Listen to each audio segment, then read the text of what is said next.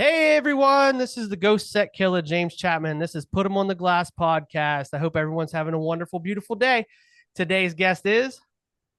Zach Simonson. I'm with Glasswise Consulting for auto glass businesses. So, Zach, how did you get into consulting? So I just a little bit of my backstory. So I started an auto glass shop back in 2008 when the economy was crashing. I was 24 years old, kind of young and dumb. Been doing it for 16 years. We grew our shop. We grew from one mobile van. I have a business partner, Chris.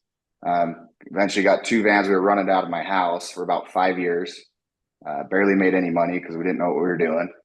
And then we got our first shop. Since then, now we've got three auto glass shops, and we have a dedicated motorhome RV shop. Um, Nice. and then we've got a fleet of vans, probably 7 or 8 vans that are running around. And so then the way I got into consulting was I had about 6, 7 years ago. The shop we were in, it was a mechanic shop. We shared it. It was a mechanic shop and then the glass shop on one side. And the owner of that shop came to me and said, "Hey, I hired this business consultant, and just so you know, we're going to be making some changes. He's going to be around." And I was like, "Cool, whatever." And 4 or 5 months later, I asked him. I said, "How's the consulting going? Is it worth it?" Because I know he spent a lot of money. This guy he brought in was like top dog, really good. And Tom was the guy's name. Said, "Hey," he's like, "Dude, he's like, we're killing it, bro." He's like, "We profited $90,000 last month." And he's like, "We've overhauled a lot of stuff." But yeah, I mean, they were a shop they were making money, but they weren't making nowhere near that money. And then the next month I see him, I was like, "Is it still going good?" And he's like, "Dude, it's gotten even better." And they're just killing it. That guy's now owns multiple mechanic shops. And at the time I said, "Do you think he would be willing to help us?" Because I saw the value in it. And he's like, "Well, let me ask him." He came back and he says, "Nope, the guy knows nothing about auto glass. He won't take you on as a client." And so at the time I got online, called all the reps, migrants and the SICAs and all the reps asking like, "Is there anyone out there that can help me do this? Like, we're doing good. Like we Mhm. have, but I want to grow and I'd love someone to lean on." And I looked for months and months, couldn't find anybody in the industry. So I ended up finding just a standard business consultant. His name's Steve, and he knew nothing about auto glass. Actually, he did know. Let me back up. He actually was a CFO for a fairly, regional good size auto glass company for years. So he did have that background, but he hadn't done it in like 10 years, 15 years. I hired him, and our company was trending like this. As soon as we hired him, it was like straight up. I've had him around for probably 4 to 5 years. And I meet with him multiple times a week. I pay this guy like close to 10 grand a month, but it's worth every single penny. I don't want him to know that because I don't want him charging me more, but, but anyway, I learned the value of it, and it's like, and you can learn everything on your own in auto glass, right? It just takes time and Mhm. mistakes, pain. And so once we built the shop, we have this awesome formula. Like we're opening a new shop every single year is our new goal. We opened one in December. We'll open another one this winter. Um, but we're just growing. Things are going great. But the cool thing with the consultant is he taught me how to structure the company. So I wasn't the bottleneck because everything went through me as the owner. And the bigger we got, the busier I got, and the bigger, the tighter the bottleneck got. And then it stunted our growth. So he's, taught me how to structure it. So I've got management structure. It's to the point to now where I probably spend 10% of my time with my auto glass business now. And when I do spend time with them, it's, meetings with the management, making decisions, and then they go out and implement it. And it's like the freedom has been incredible. Take my kids to school. I'm with my wife. We go on vacations all the time. So it's been cool. But so now that my time freed up, I'm like, man, I love to teach. I love to give back. And so I figured there's nobody doing this in our industry. Our industry needs it probably more than anybody because Mhm. everybody, how everybody starts in this industry. Yep. They're a technician. They become the best technician in their area. They make some relationships. They jump out of their own, but they know nothing about the business aspect of it. Hiring, marketing, accounting, growth, structure, all those things they just don't know. Mm-hmm. That's why I'm like, well, if I could help people and, you know, it's fun. Like I'm a builder. I love to build, like build business. Once the business is built, it's not as fun to me. So that's why Yeah. it's like I got my business built and we're still growing and stuff, but it's now running on its own. Now I'm like, okay, let's build something new. So and that's where Glasswise, that's the name of the consulting company I started, and that's where that kind of came about. And yeah, I've already consulted a handful of guys. They're kicking butt, and it's just fun. I'm just having a good time, man. Okay, so when you're talking with the consulting, I like how you said everything went through you and then it kind of freed up once you learn those skills that you're able to teach in your consulting gigs that you get with people. I know quite a few people that run their own auto glass shops that are in that same situation, that where if they could get somebody like you to come in and show them how to structure to where their time could become more valuable. Now, I know a lot of people are they're real concerned with hiring a guy and them taking over their installations because a lot of us technicians we take so much pride in our work. We're kind of, especially owner operators, we're Oh yeah. kind of like we don't want to turn over the reins. What's some hiring tips for technicians that you can give guys to try to weed out the good from the bad? Because we just hear their bravado because every technician you interview will be the best, you know? Oh yeah, exactly. So a couple things with hiring new guys, and the first time I hired an employee, it was an actual office employee, just you know, CSR, answer the phones, and I was working the front desk with her, and I literally she just watched me work because I was afraid, just like you said, like I nobody can do it as good as me. I'm the owner. I care the most. I've got the most skills. And so I literally paid her for months to sit there and sit there and sit there and so all these things you have to learn. Like these are hard things to learn. It's really hard to turn over the reins in all aspects of your company, but to grow, you have to do that. One thing you gotta realize is nobody will do it as good as you ever, right? So you need to find if you can get someone to do it 80% as good as you, then you're winning there, and that will work. You keep training them. They're going to make mistakes. Learning to manage, especially I hear so many people complaining about you know, online and just businesses in general. Like I can't find anybody good, and all these young people are this and that. Like tons of negativeness. And there is a lot of that, a lot of those people out there, but there's a lot of good ones. And if you find them and you train them up, they'll be with you forever if you treat them right. It starts with culture. Number one, most important thing in any business growing with employees is culture. It's the number one thing.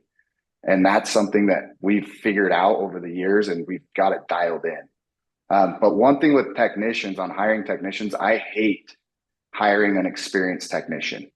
We do it occasionally. The only time we do it is if things are growing so fast that it's like, okay, either I hire this guy or we miss out on all this work. But what we do every single year, about December, January, we start hiring trainees. Like this last year, I think we hired like 12 trainees. You know, not all at once, but over a couple months. And then we get them in, and we do working interviews with all trainees. So we bring them in for a day. We'll pay them if it doesn't work out. But we're looking for the basic skills. Like, do they know how to turn a wrench? Do they know how to take wiper blades off? What's their work ethic? Are they standing and watching, or are they trying to jump in and help and doing anything? So these, like some stuff like that, we look for in that working interview. We find out as much as we can about their personal life. Like, is it stable? Do they have a bad girlfriend that's causing them drama? Do they have transportation? Like all these things, and they'll tell you all this stuff. You don't have to ask them. You just ask how they're doing, what's going on in your life. Just tell me about yourself. And people tell you everything. Like people don't know when to shut up, right? You just start asking questions. But we love trainees because we bring them in the right way. And we do everything we do here is by the book at my auto glass business. We pull the cows, we calibrate. We were actually one of the first auto glass shops in the nation to be calibrating windshields. Oh, nice. Yeah, we bought the first OptiAim with the big black board. They got rid of it real quick because it was terrible. Yeah. And what was cool, so my business partner and I saw that coming, and we knew, we're like, this is the future. every car eventually will have this.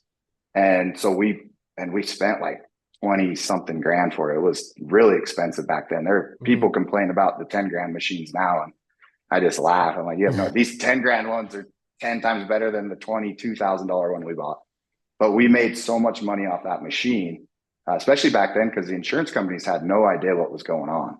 Like they, Mhm. they didn't even heard of the calibration. So I'm on the phone coaching them. Well, this is what it is. This has to be done. This is you know, this is right from the OEM dealer saying it has to be done. And they're like, "Hey, what do you want?" And it was basically like, name your price. So we made tons of money on that, which was awesome. I think now we've got like 10 plus calibration machines, and we've just ordered two or three more. Basically, every one of our techs will have one uh, if they don't already. And everything we do, everything in marketing is designed to go after that person that has the car that needs the calibration, that has the good insurance, that has the money.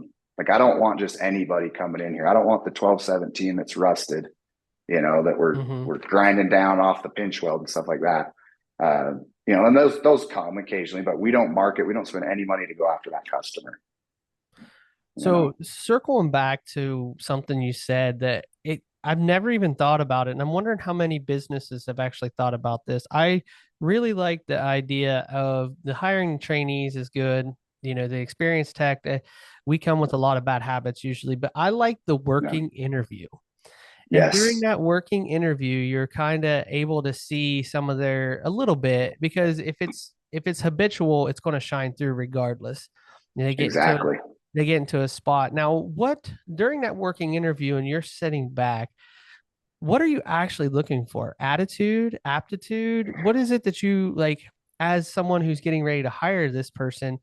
Because you're going to have to trust them in a van. You're going to have to trust them with that. What is one of the everybody's got their little things when they see people. Like you look into their Yeah. eyes, you can tell within 15 seconds whether you like the person or not, most usually. But what are you specifically looking for when you're doing a working interview? So there's a bunch of stuff, but it starts with what time did he show up, right? If I said be here at 8 a.m., is he getting here at 7:45? Is he getting here at 8:05? Is he calling or texting saying I hit traffic? Those things is like if someone calls me on a working interview and says I'm running late, I just say don't bother. Because if you can't make it on time on the most important day of your job where you're trying to earn that job, you're gonna be that guy forever, right? So it starts with that. I'm big on the vibe check, like you said, look them in the eyes, feel their energy. So there's that. And then the other, you want to see, I don't want the guy that puppy dogs me, that just stands around and is waiting for me to tell him, here, grab the wrench, pull off that wiper blade. I want the guy that I say, this is what we got to do. We're pulling this off, this off. I want the guy that's digging through his tools. Some of them will bring tools. If they bring their own tools, home run, dude. Yeah. Home run. Yeah. If they bring it, even if it's, janky little, socket set, they do that. I haven't had one bad hire that brought his own tools. Oh, nice. So that's a hack right there. And you can even ask them like, hey, bring whatever tools you have. They show up with tools, bro, you're good. Yeah. So what are they doing in between work? Are they grabbing a broom? Are they scrubbing? How receptive to learning as I'm teaching them? Do I have their full attention? Are they looking me in the eyes? Because you'll get some guys that'll just yeah, and they're not even listening. And you Hmm. can see that. That's the biggest one because I can coach and teach anybody how to do autographs that at least is a little bit mechanically mindset. Yep. You know, Absolutely. he brings his tools, even if he doesn't know how to do some of the stuff, but if he's trying to do it and, has the basics, and then he's coachable, I can say, hey, you know, wiper blades, right? It seems like an easy thing, undo the bolt. Well, it's not if you don't know what you're doing. Yeah. So if I can be like, hey, push on the pivot point right there as you pull it up, if he can do that, just by me telling him, that's a huge, red or green flag. That's like, all right, this guy listens, he can learn. Hmm. So those are some of the things. What he's doing in between. Like I hate guys standing around. Right. It's like I literally as the owner, I'm seeing just my money just flowing out the door to this guy. So those are things I look for. Even if he doesn't, if he asks me like, hey, what can I do right now till we get the next car pulled in? That's a good sign, right? Not everyone's going to know what to do, but if they're eager to do it and help and learn, that's where you want to be with the So guy. So how long does that working interview last? Is it the 1 day? Do you stretch it out to 90 days? Do you 120-day it? Do you, because some guys, like what I've noticed personally when we hire techs in to our shop is they're, especially, which we mainly hire experienced guys. My boss is mhm. real big on hiring experienced guys, but they're real go-getters for about 2 weeks, and then they Yeah, shine through. So do you extend it out when you offer them the job after the working interview? Like you'll still be on a 90-day probationary? exactly. Yeah. So the actual working interview, anywhere from like 2 to 3 days to 2 weeks. Um, and they're usually good with that because they're getting paid. Like I'll pay them whether we hire them or not. Okay. But yeah, once we hire them, it's a 90-day probation period. And this is a thing that you have to learn in managing employees. Like you're never going to get 100%, right? You're always going to have that guy you mishire. And if you can minimize that, that's where we want to be, is where, majority of them are great hires. But when you have a bad hire, you need to get them out as quick as you can. Like don't waste time. So in that 90 days, if it's a month in and you're like, this guy's just not getting it, he's coming in late, you let him go, essentially. So you got to be quick to do that, and it's hard to do that. I used to hate. I didn't even fire an employee for years when I was learning how to manage people. Mm. Now it's like, well, and we're nice about it, like Yeah. and I'll just tell them like, hey, this isn't for you, like we need someone that does this and this. And before we get to that point, we're communicating, right? Like it's not like a blind side to them. Like we've let them know like, hey, you need to be this far in a month, you need to know how to Mm. do these things in a month. So we're super transparent with them. So when that day comes of letting them go, they already know. Yeah. They're already looking for another job. Okay. You get this guy, you get the guy. He seems like he's somewhat coachable. He seems like he's got mechanical aptitude. He's showing up on time, but he just has a shitty attitude. How quickly do you get him out of there, or do you work with him to make the attitude better? My leash on bad attitudes is small, very, very small. Because like I told you earlier, the number one most important thing with managing people and having a company with employees is culture. And a bad attitude is like a cancer. It will spread. You've been around someone that is negative, and if you're Mm. around that person a lot, you won't even realize it, but you'll start to pitch in on the negative, and it's like, yeah, you're right, this and that. So it's literally like a virus that spreads. So we'll never just fire anyone overnight, but we'll let them know like, hey, this is a non-negotiable. Like if you're being negative, if you're talking bad about other people, gossiping, any of that will not be tolerated. But yeah, within a week or two, if they can't figure that out, they're gone. Even some of the guys I've consulted have had this problem, but what makes it really hard is when it's your best technician that's actually Oh, producing. Yeah, so you have a guy that's pumping out, job after job, low warranties. On paper, he's the best guy ever. He's making you money. Those guys are the hardest, but they will over time affect the whole They will bring the whole company down. So in the last 16 years of running my business, like I've had 3 different times where we had to let go one of our best guys, mm. and it's hard to do because you feel it financially. It's a big void, but every time we do it, every one of my employees comes up and is like, oh my gosh, dude, like the feeling here is like, it feels like there's been a weight lifted off our shoulders. Like you feel it, the energy in the shop just shoots through the roof. So I've never regretted doing that. And I try to not even let them get to that point, but usually when they get to that point, it's because they're, abusing alcohol, or they're having like marital problems. And we work with everybody. Like I'm not the guy that just fires, fires, fires. Like I probably do it. I probably try to help these people more than I even should. But I have compassion, and I want to keep people happy. And mindset for me, like in my life, is everything. Like everything I do, everything I think is for a reason. And so I want everybody to know these things. Like I've studied and read and learned all these things about mindset.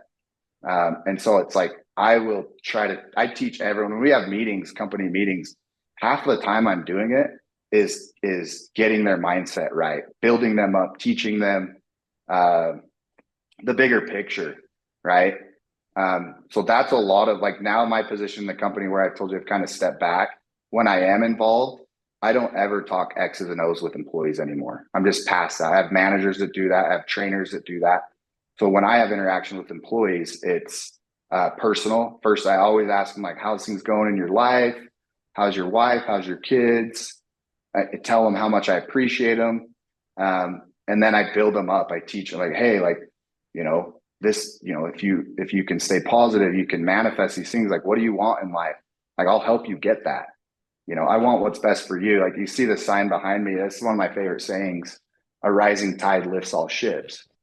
So what's good for my employee is good for the company, which is good for me. And what's good for me is good for the company and it's good for the employee. And this is the auto glass industry in general. Like I've had people, like some people don't like what I'm doing because they think I'm, you know, giving out trade secrets. And I just tell them like, no, if the auto glass industry rises as a whole, there's enough business for everyone if we're all charging the correct amounts, we're all doing the jobs correctly by the book. There's a plenty for everybody. We can all make so much money in this industry.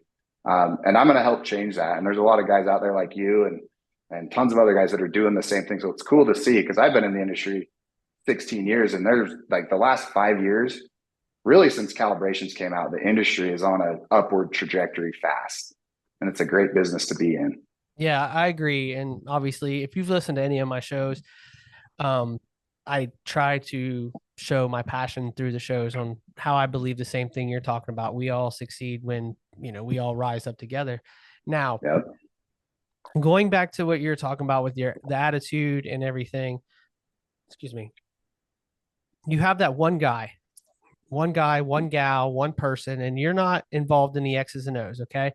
But you have that person that is giving the X's and O's to these people. Yeah. How And do you I've been that person for a long time too. So you know what I Yes. mean? So, but So I, how do you get that person or the people onto the team to buy into your dream and make your company the brand that they want to represent? What do you do to make that happen? well, it's a lot easier to make that happen over a long period of time. Like building culture isn't overnight. Like if I have that problem employee, it's a lot harder to pull him out of that than it is to set up the culture to where that employee never gets to that point, right? So we do tons of stuff like our management style. I'll give you guys, everyone listening, if you want the number one management hack to make you one of the best managers overnight in any industry, it's this. When things are going good, when the money's coming in, you're busy and things are just flowing, everything's going good, never take credit as the manager, as the owner, as the leader. You never take credit for anything. I never take credit for anything. I always, every meeting we have, like last month, we hit a record breaking month. Today, we're going to beat that record today for this month. When we have our meeting, I will tell everybody, hey, we hit a record. We had a great month. This is all because of you guys. It's because each one of you individually came to work prepared. You all got better. You all had good attitudes. And it's the little things that made us break that record this month. And I appreciate you guys. I love you guys. And everything you do is why we are where we are. And I appreciate you guys. And we're only going to get better. And I'm going to do everything I can to help you guys get better. So that's what you do when things are going good. I never, ever, ever will take credit, even for little things, the big things especially.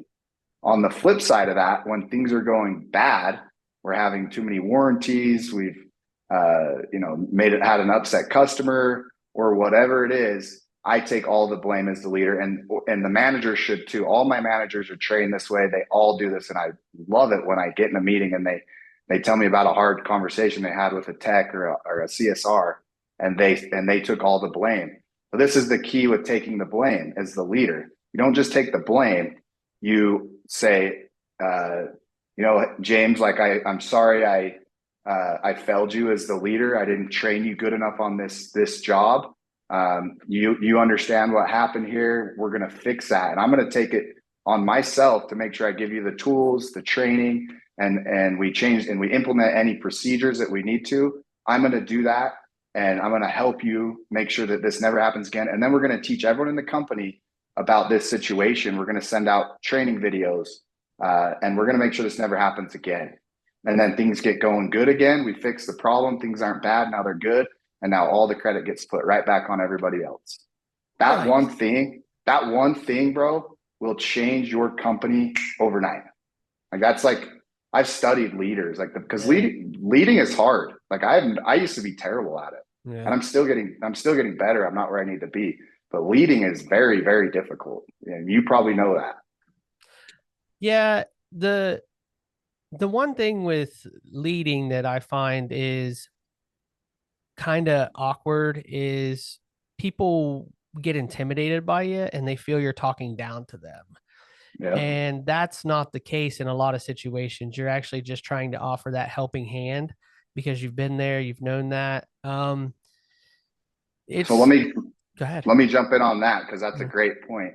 Um, the thing I just taught you or told you about giving the credit, taking the blame. When you do that, your employee or your technician or whoever it is, that builds a huge amount of trust with them. So now when you do come down to coach them, they don't see it as you're mad at them. They don't see it as they don't feel that way of like being intimidated. Mm-hmm. And another thing, every time we start a hard conversation with an employee, me, my managers, the way we do it is the compliment sandwich, right? So we start them out, we ask them how they're doing. We let them talk first. We never want to be the first one to talk, like how's things doing? Is there anything that we can do as management team to support you? And once they get kind of air out everything they need to say, then we say, well, James, like one thing that we love about you is you always keep your side of the shop clean. You're always on time in the morning. Your warranty rate's super low. So we really appreciate you on that. Couple things that I think you could work on to get better is this, and this. And then once they've agreed and we've kind of implemented a plan, like you always are helping them with their problems. It's never you did this, quit doing that. It's like, hey, this is where I think you could be better. And then this is what I'm going to do to support you in that. I'm going to do this, and this. We'll get you more training. I'll get you a better tool that you need. Uh, Anything like that. And it can be home support. Like, it Mm-hmm. doesn't have to be like, if they're having a hard time getting into work on time, like, what's going on at home? Like, is everything okay? Like, what can I do to help you at your home? And you do these things, and they literally will run through walls for you. These people, like, everyone at my business, we're family. Mm-hmm. We do like some culture builder things we do every single Friday. We buy the whole entire company lunch. We order out, or yeah, and it's expensive to do this, right? Like we have 35 employees, and the mobile guys are out on their own, so they're going and buying their lunch on the credit card wherever they're at. Mm-hmm. And then we'll do steak barbecues and burgers, or we'll order out wherever. But and we started this when we only had like 8 employees, which back then it was easy. But now it's like everybody loves it so much, it's almost something that we can't take away. Like I don't, Mm-hmm. it's getting expensive to do this, but it's worth it for us to do it. Another thing we do is we do quarterly parties, and in fact, our company's doing a pool party on Saturday. This Saturday, we usually spend like 3 to 4 grand on parties every single quarter. Christmas obviously is more. Um, the last company party we did was super cool. We brought in casino night. So there's a company that comes in, they bring all of the craps and the blackjack and the roulette, all these casino tables. They have a full staff of dealers, and they divvy out, chips. And then at the end of the night, everybody played, food, drinks, had a great time. And then everyone could take their chips they had won, and for each chip you got or I think it was every like 10 chips you got a raffle ticket. And then at a night we raffled off like $2,000 in prizes, like Oh. tools, yeah, bottles of alcohol, gift cards, candy baskets.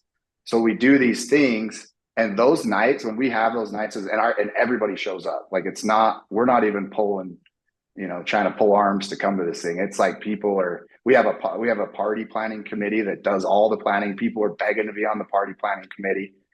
But after those events, for the next like couple months, the synergy, the vibe, the culture is just like through the roof. Like people are, because we're now having fun together. The best way to grow relationships is doing fun things. That's why people network on the golf course. Mm-hmm. That's the best way. If and there's we could go into sales and that. I think we'll probably have to do a few of these down the road, and we'll dive Yeah. into a specific Like I would love to do a marketing one where all me and you talk about is marketing and sales. Yeah. And then Let's put it on the accounting. calendar. Yeah, let's put this stuff Let's on do the it. calendar because Yeah. I think a lot of people are going to get a lot from this, and this is good stuff. Like I've got a few more. Like I'm really liking and enjoying your vibe. I like the way that you're doing. Take care of your people first, and they'll take care of you. Because I see a lot of corporations, and then a lot of medium-sized companies that are in auto glass that just don't do that. Guys got to beg for Yep. tools. Guys, it's like they don't get Christmas parties, they don't get summer breaks, they don't get vacations. I see one company that what they did was they posted it on Facebook. It's like these guys helped me make $1.7 million this year. So we took them to the Bahamas, and it was like their Yes. families and everything. And it was like that's the kind of thing that shows people that I think showing people that you appreciate them goes a lot farther than money does to them, which don't get me wrong, everybody needs money. Trust me, I'm one of them. But Yep.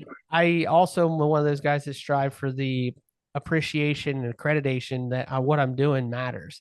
So I really Yeah. like that. I really like how you build that culture of success by taking care of those who take care of you. So that's a very good tip, and I really like what you're saying there. So Yeah. yeah, I would Let me give definitely. you one more. Let me give you one more tip on the culture builder. This one's cool.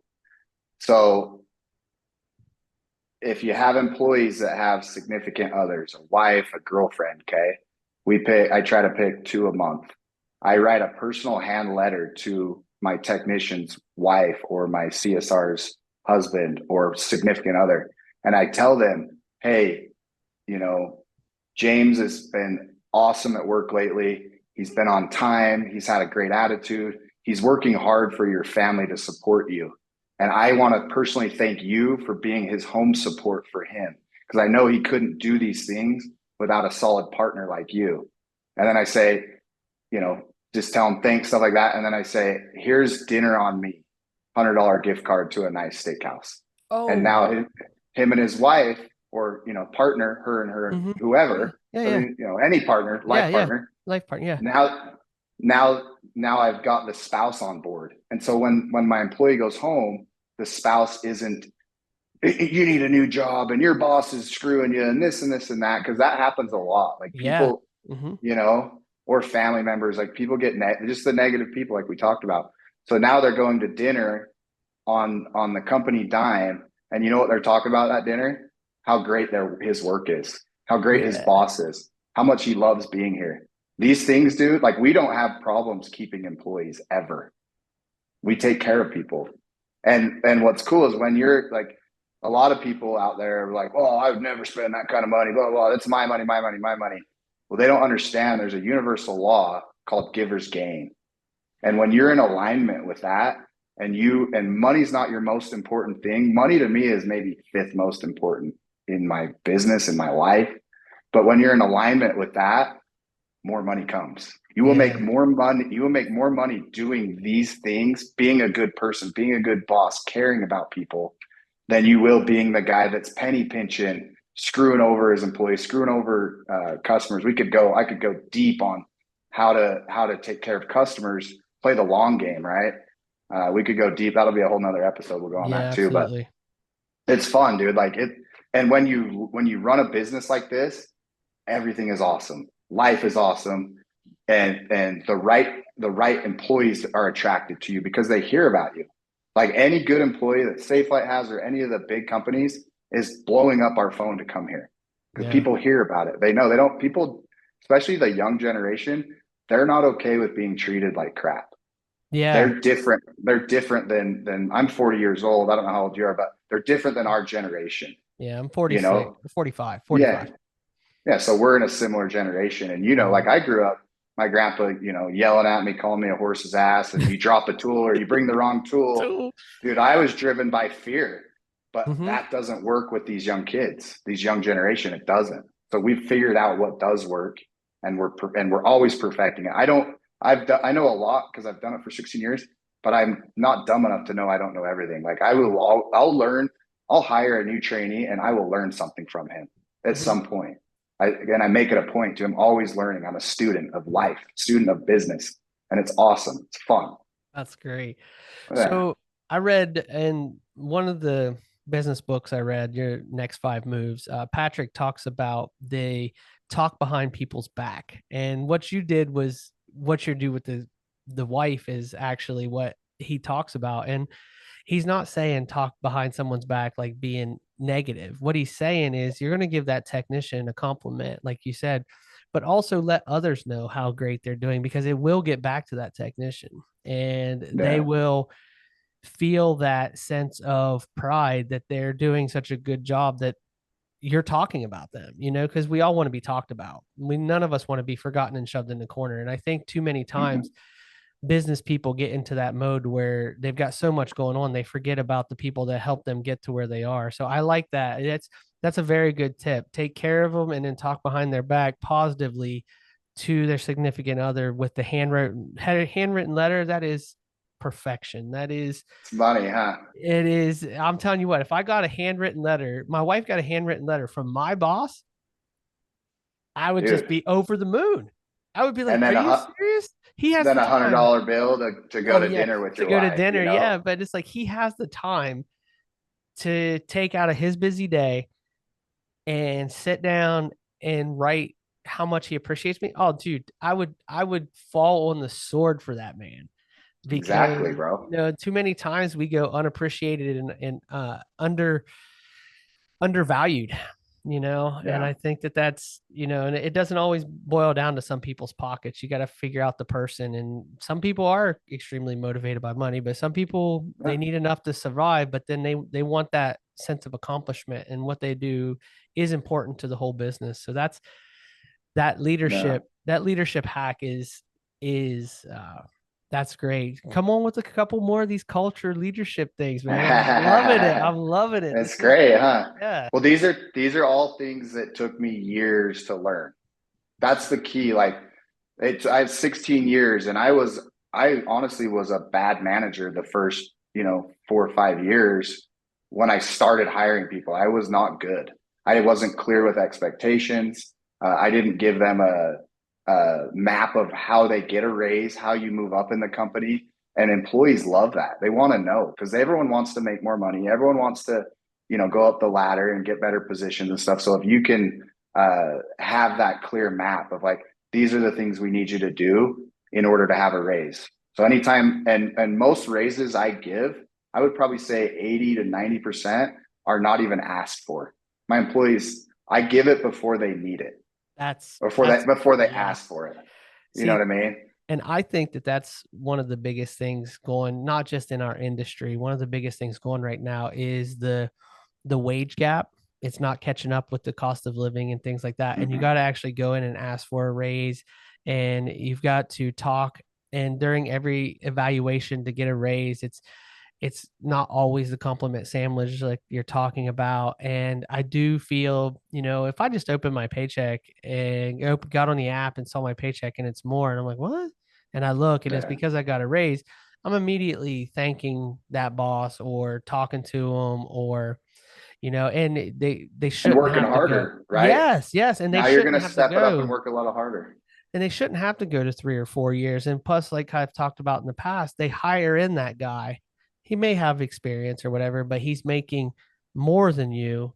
So you're a loyal employee. He's making more than you. So they bring you up to his level, not above where he's at pay wise. Be like, look, I made a mistake. I like the whole get them before. Be like, look, guys, we're seeing the hiring market and you guys aren't where you need to be. So we're going to bring you up. So when you bring that other guy in, it doesn't look so bad, but you bring the guy in more, then you bring him up to it and not above him. I mean, I like that where you're going because the minute that guy feels underappreciated, like I've been here all this time, I've been doing all this stuff, and you're going to bring this guy in at this money, and now you're only going to equal me and I've Yeah. done so much and I've proven myself and he's not proven. I get the bottom line means a lot, but immediately that guy's attitude goes down and you start feeling Yeah. the pressure, man, of just like this isn't worth it.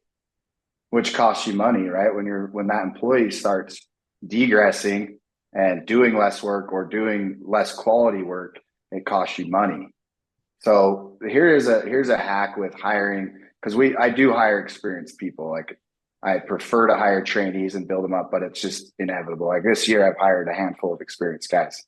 One guy I hired had a lot of experience, close to 10 years, management, really good guy. He came from one of our competitors. And I wanted him to be a manager. I hired him to be a manager, but I didn't want to bring him in day one, say, here's your new manager. You don't know this guy. You don't know. I didn't want to ruffle feathers. So what I did is I talked to my guy, this new guy, and I said, what we're going to do is I'm going to hire you and you're going to work a month or two as just a technician in the shop, and then a couple weeks in the van. And everybody's going to get to know you, and everyone's going to gain respect for you because they'll see how smart you are. They'll see your experience, and you'll be able to develop relationships with all these guys. And then once we're good on that, and we know that people respect you, and they know your skill level, that's when we promote you to manager. So I hired him as a manager, but we didn't roll him out as a manager until we reached that point. Yeah. So that's you got to integrate, because it'll rock the boat. Like you got to integrate these pieces correctly. So yeah, there's so many, like everything I know, everything I've learned and everything I will learn, I will share it with everybody. Like I said, a rising tide lifts all ships. I love teaching people. I love building companies. That's why I started this. Like I could make way more money scaling my auto glass business. Right? Like this is going to take my personal time, a lot of my personal time consulting, owners out there. And I could make more money doing something else. But what I can't get that I get from this is the satisfaction of building something with somebody else and changing that person's life. We can build your business and organize it in a way where you have time to be with your kids and your wife. Like your business is only as good as your personal life. Like if you ever see someone that runs a business and they're going through a divorce, or their wife's yelling at them all the time, or they're super unhealthy, their business will reflect that directly. So, but part of that though is you set up your business so you have time to be with your wife, so you have time to go to the gym. I go to the gym 5 days a week, at 8:30 in the morning till 10. I don't even get into my office till 10:30 or 11. If I come in that day. If my friend calls me, and like on Tuesday, my buddy called and said, hey, do you want to go boating this morning? It's my birthday. And I said, yes, let's go. Cleared the schedule and we went. So the freedom is what's amazing in entrepreneurship. The money's nice.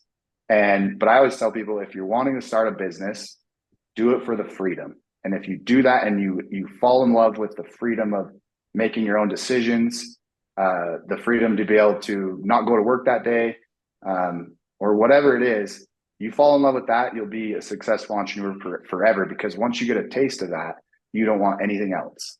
And what's cool is the money also comes, right? If you fall in love with that freedom, you become addicted to that freedom, the money has to come with it, because that's what allows you to give you the money's the tool for the freedom. So okay. Yeah, I have a buddy that owns a tattoo studio, and he was like, I can never work for anybody else again. He was like, if I don't want to do anything today, I don't like, and his is all by appointment and things like that. And he's like, I scheduled, because he has multiple artists that he work for him in multiple shops. Yeah. And he's like, if I decide I want to go camping, I just leave, and I clear my schedule and I leave. And that's a very good point. And a lot of people are out there who don't have that freedom, but are entrepreneurs. And I think that's where your consulting gig would come in, to help people structure their life and their business to help them with that. I think that would be exactly. Yeah. That's one of my favorite things to help people with is you take a guy like, there's a auto glass owner up here in Idaho. So I live in Utah, and there's a guy in Idaho I've been consulting with for the last almost year and a half, just under a year and a half. They have 3 locations. They're doing well. But his personal life was just dragging, right? He didn't have the time to do what he needed to do. So we started consulting with him. We set him up on a structure. This guy's awesome. just everything we've talked about. He implements it fast, and he's making more money, his personal life, and now they're expanding. They've acquired another shop. So it's super fun to see, but money doesn't buy happiness. Everybody knows that. But it can buy freedom, which is happiness. But if you're a business owner right now out there and you're working 8-10 hours a day and you're not seeing your wife enough, you don't have the connection with your wife that you like, or your kids, you're not able to go to your kids' music presentation at school at 9:30 in the morning, or you're not off to go to your daughter's dance at 4:30. Those are all things that over time you will look back and you will say, why did I do it? I don't even know what I spent the money on. I did it for money, and now my kids are growing up and I lost all that time. So I can help structure a management company, a management structure to where you're no longer the bottleneck. You're not the key piece in the company, and it becomes more of a passive income for you. And you can still be involved in it, but if you have the freedom, because a lot of guys are like, well, I like doing it. I want to be involved. That's cool. But you need to make it so you don't have to be involved. You can leave when you need to. You can, like, when I'm not at work, nobody knows. I don't tell my general manager. I don't tell anybody. I just don't go to work that day. And my phone rarely rings. Like if I went on vacation last week for just under a week, like 6 days. And I didn't get one phone call from anybody at work. They didn't even know I was gone, but they didn't need me because we have all the procedures in place. They know how to handle any issues that come up. And I even have a certain dollar amount like that my general manager can authorize to fix issues. Like we scratch a car, this, that. I don't even want to hear about that in the moment. Like I don't want her calling me on my vacation, like, hey, we scratched this car. It's going to be $700. Mm-hmm. No, I don't want to hear that. I'll look at it on a report when I at the end of the month or the end of the quarter. And if they're getting out of hand, we address it. But that's when business is super fun. And then like the more successful in business you get, the game is always changing as an entrepreneur, right? You're a one-man band. You're answering the calls, you're doing the accounting, you're doing the sales, you're doing the installing. And then you hire someone, and now all of a sudden you're having to relearn. Okay, now I have a new role. I have to put these duties and responsibilities on somebody else. And then you grow again, and you take more of your duties and you give them away, and you just kind of build. But every time you do that, there's new problems, challenges, and I've been through all of these and can help. I can tell you exactly what not to do on most stuff because that's how I've learned. Is I've made mistakes. I didn't go to college. I went to the School of Hard Knocks. I'm the valedictorian over there. Yeah. But it's fun. But once you get and people, you've heard the saying, more money, more problems. That's real. Like the more money you make, the more complicated life gets. Like I'm at a place in life now where I'm like, okay, like I'm making good money, but the government's taking it all. So what do I do? What do I do for, tax strategy? How do I keep my dollars from, legally from having to send them to the IRS all the time? Mm-hmm. So now, like a lot of the stuff I'm doing is real estate investing, and we're depreciating real estate we own, which is lowering my tax risk over at the auto gas company. So I can help anybody in any area they've been on all of this stuff, even if you're kicking butt, making tons of money. And now you're like, how do I save my money? How do I make sure it's working for me? We're building an apartment complex out in North Carolina right now. And a lot of the reasons I do this is just so I don't pay taxes, just depreciate. My money's not working for me. It's, going up in value. Mm. So, and I wouldn't have time to do all of that stuff if my head was all in on the business. Like, yeah. So as you grow, you have to morph and you have to change as the owner and entrepreneur. And for me, it's fun. Like it's challenging. And that's when you really will get addicted to entrepreneurship, is when you start having these challenges and you might make mistakes, but then you only fail if you quit. Right. Mm-hmm. And if you keep going, you overcome these challenges and you win. That's addicting. That's what I love. I don't ever, nothing happens to me it happens for me, even bad stuff. When something bad happens, I don't look at it as like, why'd this happen to me? I look at it as like, this happened for me. And there's a learning lesson here. Mm. There's always something good that you can take from something bad. Think in your life after this podcast, all you guys listening, think of something that happened to you that was bad, that was hard. And in the moment, there seems like there's no good from it. But over time, you will be able to look back and be like, you know what? I'm glad that happened. And it was hard. And it was the hardest thing I've ever been through. But I learned this and it put me on this trajectory in life. And now I would never take that back. So if you can change your mindset, it goes back to the mindset stuff.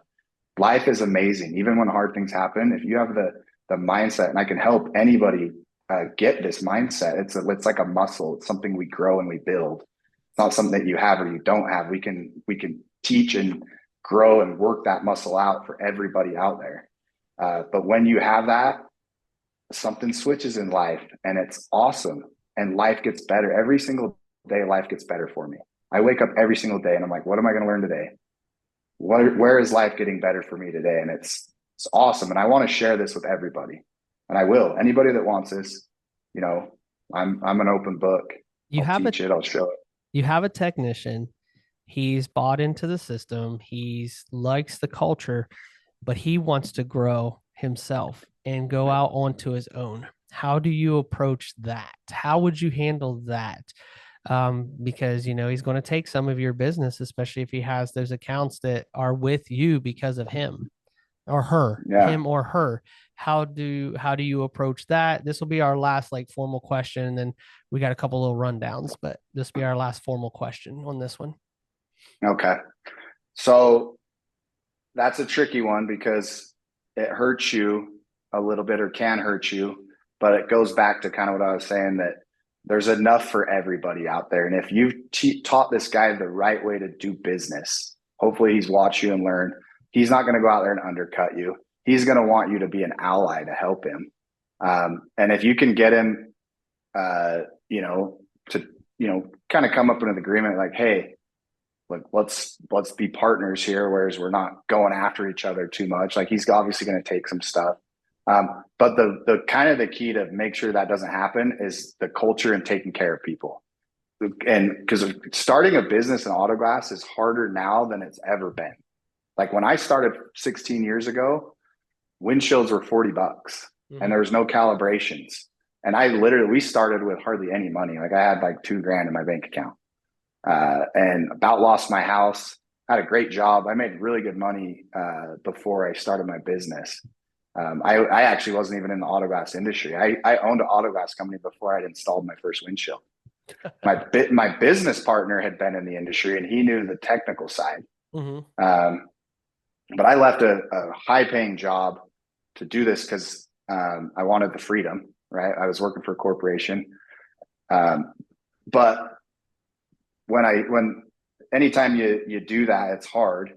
But I had a house, about lost it. Literally, this was in 2008 when everybody was losing their houses. And it was a few months behind on my payments. My car that I was driving to go sell and get accounts was a 97 Honda Civic, natural gas. And this is my rock bottom moment, about to lose my house and the engine blows up in my Honda Civic. And I literally had no money in my bank. My personal bank account was like, I didn't have money to pay my house payment, which was only like, I think it was like $1,000 payment at the time. And it was like, we were close to throwing in the towel. Like it was hard. And I went to my business partner and I was like, what are we going to do, man? Like I told him, like, I have no money, dude. I'm about to lose my house. Like, what are we going to do? And he said, well, we pull up our bank account. We pull up our business bank account. And we had like 25, I think it was like $2,500, maybe $3,000 in our business bank account. And I got a quote for the engine. It was right about that same price. And he's like, let's do it. He's like, let's use the company money. You need a car. That's how we get business. That's how we work. And so I got it fixed by like a backyard mechanic that gave me a deal, went to pick it up. We went to the bank, drained the bank account, took every penny out of it. And we were still $80 short. So him and we scrounged up $80 out of the couches, selling stuff. I sold my TV. I lived without a TV for years because my sound system, my TV, I sold it all and paid for the car. And that was my rock bottom moment. But ever since then, I was like, I can get through anything. I got through this. I can get through anything. And we built, and my only regret looking back was not getting a consultant or a coach. If I had done that from day one, or, you know, the first year or two of business, I honestly think I would be 10x where I am now financially and my business, because it just takes so much time to learn this stuff, and pain and money. Like every time you make a mistake, it costs you money. It stresses you out. You can see all the gray hair on my hair. I'm only 40 years old. This is from learning. It cost me my hair, and tons of money and pain and suffering. And so that's why I'm doing this now, is I want to help guys. I want to build with them and teach them everything I know and shortcut their life to where they want to be fast. Like I could probably build my business again. Been in 16 years. I think I could build it, get to the same point in 3 to 4 years. Oh, wow. If I started over. That's a great turnaround. That's a great turnaround. Yeah. Okay, so we're focusing this one on culture. We are going to come back, guys. I promise you. Not sure how rapidly we're going to release these, but I think I'm going to call this the new leadership consulting guides episodes. I think I'm going to come up with some kind of catchy little name there. Hopefully we can get this out to a lot of people. So this is rapid fire off the top of your head, no explanation, just kind of little inspirational sayings. Top 3 things to build a culture, real quick. Top 3 things. You've got to put other people first. Okay. You got to let them know, especially with the younger generation, you got to let them know that you appreciate them. Like the older generation, we just grinded. Whether your boss appreciated it or not, we grinded, right? And your dad and my dad and our grandpas even more so. But the young generation, they need daily affirmations of, hey, you're doing good. Every time I come in contact with any employee, I did it this morning, I came in early here to do this podcast, and my CSR got here 30 minutes early, and I sat down with her for 10 minutes and told her how much I appreciated her, how awesome she's doing, the big plans we have for her. We're going to open a shop towards her house and elevate her to manager of that shop. So you've got to tell them how much you appreciate it, more than you may need yourself. These young people need it a ton, especially when you're coaching them or corrective action. They need it more at that moment. So I do that.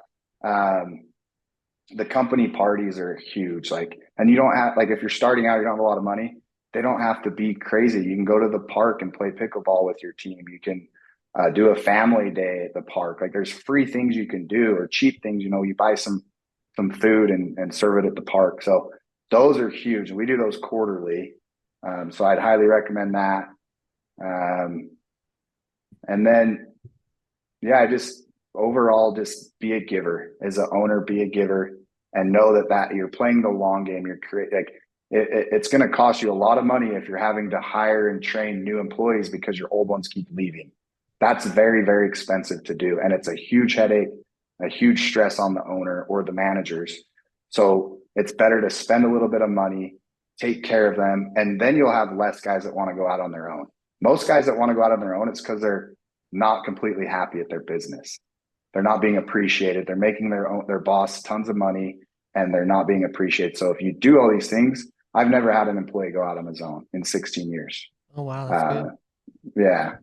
So actually, let me take that back. I had one manager that he moved to Texas, and a few years after moving there, he started his business, called me up. I've been helping him, and he's like, dude, everything, he just thanks me all the time for everything I've taught him. So, but he didn't leave and directly compete with me. Yeah. And I'm happy for him. He was actually nervous to call me and tell me. I'm like, bro, that's the best thing I've ever heard, dude. I was like, I'm stoked for you. Anything I can do to help you, call me anytime. So anyway, those things, dude. There's a million of them. We could go on and on. We could probably write a book about it, but one place I learned from, where I've learned a lot of leadership, is from sports. Yes. I watched the good coaches. So I'm a big University of Utah football fan. So I got my helmet, all my stuff here. That's my local team. But their coach, Kyle Whittingham, is one of the best coaches in the nation, and he is one of the best leaders on the planet. And I've studied him. I've studied other coaches. I've met with him. I'm part of an entrepreneur organization where all these business owners come together and we meet different of all industries, help each other out. I'm part of that. And one of the guys in our group is friends with the head coach. So we set up a meeting, and I just picked his brain on leadership and coaching and how to get the most out of your guys, and how he's a culture king. His team, if you ever watch Utah, they always get more from their players. But that's where I like it. I'm just a sports guy. So I've like when I watch sports, so that's those things. I'm not just watching who wins the game. I'm watching the coaching, watching the players' attitudes on the sideline, how the coach reacts to a loss. He's where I learned taking all the blame from. When that team loses, he gets up in front of the microphone at the end of the game and he takes all the blame for losing. But he also says, I'm going to fix it. I'm going to train my coaches better. I'm going to train my players better, and we're going to come back better tomorrow. So, Yes. yeah, Yes. I love leadership. Leadership is so fascinating to me. I'm always learning, always trying to get better. I agree. And the best leaders understand that they're not going to know everything about leading. You have to learn Exactly. because you need to acquire the knowledge to change with the times to be the best leader that you can. All right. So here's where we get down to the nitty gritty. I need all of your What? contact information. Oh, go ahead. Go ahead. Sorry, let me do one more Mm-hmm. thing on that. Okay. This is something that bad leaders do a lot. Is they're worried to surround themselves with people that are smarter than them, because they're trying to keep their position in the company. This is more of a management hack. Mm-hmm. They don't want anyone outshining them, but the best leaders surround themselves with the best people, even if they're smarter than them. And they always, like, whenever I have meetings with my leadership team, and we're facing a problem, before I give my solution or my opinion, I ask them, what do you think? What would you do in this situation? What do you think we should do? And almost every time I have a thing in my mind that I think we're going to do or that is the solution, almost every single time after we go around and everyone gives me their ideas and opinions, I come to a new idea. Even if I may not use their idea. Sometimes I do use their idea directly, and I always give them the credit. But sometimes it's like, oh, well, I had this thought, but I actually like what you said, and we could merge those two ideas together. Now it's an amazing idea.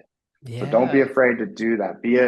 Take advice from everybody, learn from everybody, and you will elevate yourself. And everybody rises together, right? If you surround yourself with smart people, you're going to go up with them too, because you're the one that made that hire. You're the one that put them in that position. So they might look really good to the boss, but guess what? You look even better because you're the smart guy that knew that this guy needed to be on the team, and you're the guy that implemented him and learned from him and worked with him. So those are the mindsets you need to have. Don't be afraid. I see it all the time. Bad managers surround themselves with bad people because they want to look better. Don't do that. Yep. Ego. Yeah.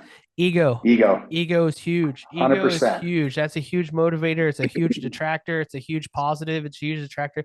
It's one of those things that you have to be able to control.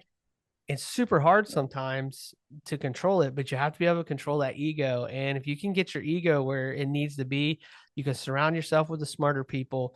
You can surround yourself with ideas people, and you come together and you make a solution. You're right. Everybody looks better and everybody wins. Exactly. One way to keep a team down is to have one leader be a bad leader because he wants to outshine everybody else.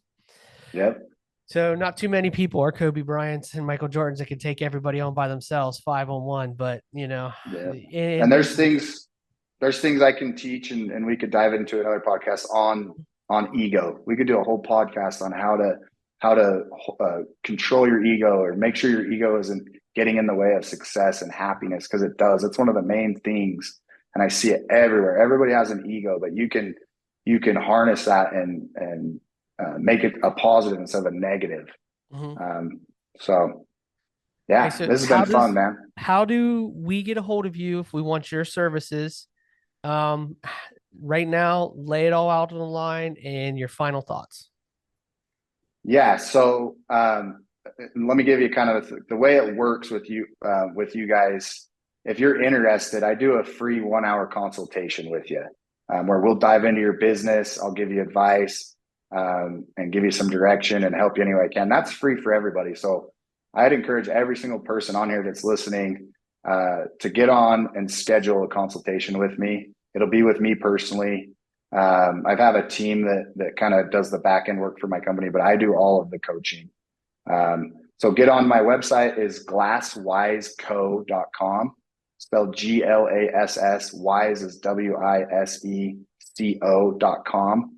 And you can read all about everything we do there. And if something I want to do, I think this would be a good idea. Everyone that's listening to this podcast, everybody that goes and sets up a free consultation, I'll pick one of them. We'll do a random drawing, and we'll do like a 2-month free package for whoever wins. And Say dive in. what? Yeah. Say Yeah. what? They do giver's game, bro. I'm telling you, Listen, dude. put them on the glass, podcast listeners. You Yep. just got it served up to you, random. This man is genuine, and please go and tell everybody about it. Let them know that you heard it on the Put Them on the Glass podcast. How would they do that? How would they let you know that they got it to here? Is there a section they can do when they come through, or when they set up their 1 hour free? What it? Yeah. I think let's just say anyone in the next like 48 hours, once this drops, Mhm. anyone in the next 48 hours will be entered into it. So yeah, and you don't need to have the consultation in the next 48 hours. Just book one. Has my calendar on there. You can pick a day and a time that works for you. Okay. And then everyone will get the free 1 hour, but then we'll pick one out of it to get the 2 months in addition to the free hour. Okay. And The then only, it might be cool to even bring that person on your I was podcast. just getting ready to say the stipulation is that you have to I come love on it. at the end of the 2 months, and we have to have a discussion and see where you're at and where your progress is at. I love that. That's awesome. Heck yeah. Yeah, let's do it, man. I think that'd be cool. And I'm super grateful for what you guys are doing. Like, the auto glass industry needs you. They need people like you. They need people like us. And we're going to change the industry. It's already changing for the better, and we're just going to speed it up. I am going to be at Auto Glass Week. So You. come see me at Auto Glass Week. We can BS and have a good time. In fact, we're planning to throw an after hours party. One of my business partners owns a house right in Orlando, Mhm. a big nice house with a pool and hot tub. So we're going to stay there, and then we're going to throw a party. You're invited for sure. You. And anyone that's on that's listening, come see me at Auto Glass Week. I'll give you the information for the party, but it's going to be fun. We'll have food, drinks, pool, got pool tables. Like, it'll just be a rager. It'll be a good time. Nice. Heck So yeah. I look yeah, forward to that. I look forward to that because, I'll be yeah, there. I got some stuff going on. uh, So, uh, heck yeah. just hang on 1 second. And hey, everyone, thank you for listening. I love you. I just appreciate everyone that listens and gives me part of their day. So, on that note, peace. Right on.